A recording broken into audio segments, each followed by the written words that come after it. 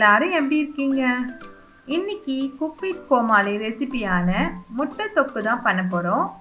மணிமேகலையும் தாத்தாவும் செஞ்ச முட்டை தொக்கு தான் இன்னைக்கு நம்ம செய்ய போகிறோம்.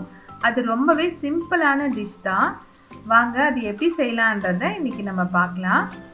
ஒரு கடாயில் ஒரு 2 டேபிள் ஸ்பூன் அளவுக்கு எண்ணெய் எடுத்துக்கோங்க.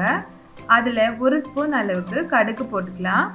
ஒரு 2 ஆனியன் கட் பண்ணி வச்சுருக்கேன், அதையும் சேர்த்து நல்லா வதக்கி விட்டுக்கலாம். இப்போ 1 ஸ்பூன் அளவுக்கு இஞ்சி பூண்டு பேஸ்ட் போட்டுக்கோங்க. அது கூட ஒரு தக்காளியை நான் மிக்சியில் நல்லா அரைச்சி வச்சுருக்கேன், அதையும் சேர்த்துக்கோங்க. தக்காளியெலாம் நல்லா வதங்கினதுக்கப்புறம் உங்கள் காரத்துக்கு தகுந்த அளவுக்கு 1 ஸ்பூன் அளவுக்கு மிளகாய்த்தூள் போட்டிருக்கேன். உப்பு உங்கள் டேஸ்ட்டுக்கு தகுந்த மாதிரி போட்டுக்கோங்க.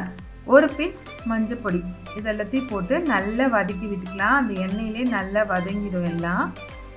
இப்போ கொஞ்சமாக தண்ணி ஊற்றிக்கோங்க. அந்த வெங்காயம் தக்காளிலாம் நல்லா வதங்கி வரும். இப்போ இதில் 1 ஸ்பூன் அளவுக்கு குழம்பு மிளகாய்த்தூளையும் சேர்த்துக்கோங்க. அவ்வளோதான், கொஞ்ச நேரம் நல்லா கொதிக்கிட்டோம். நம்ம மூடி வச்சிடலாம்.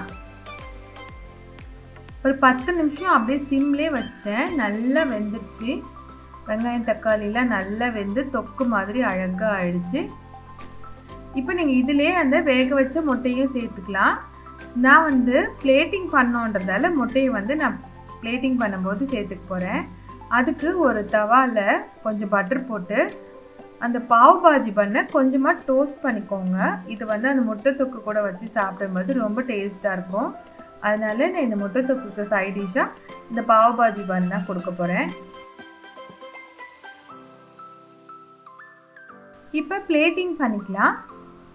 நம்ம செஞ்சு வச்சுருக்க தொக்கை வச்சுட்டு அதுக்கு மேலே வேக வச்சு வச்சுருக்க முட்டையை கட் பண்ணி வச்சுக்கோங்க. இதுக்கு மேலே கொஞ்சமாக கருவேப்பிலை கொத்தமல்லி போட்டுருங்க. நம்மளோட முட்டை தொக்கு சூப்பராக ரெடி ஆகிடுச்சு. பார்க்க போது எவ்வளோ அழகாக இருக்குது பாருங்கள். இது கூட பாவ் பாஜி வச்சு சாப்பிட்டிங்கன்னா ரொம்பவே டேஸ்ட்டாக இருக்கும். நீங்களும் இந்த ரெசிப்பியை உங்கள் வீட்டில் ட்ரை பண்ணி பாருங்கள்.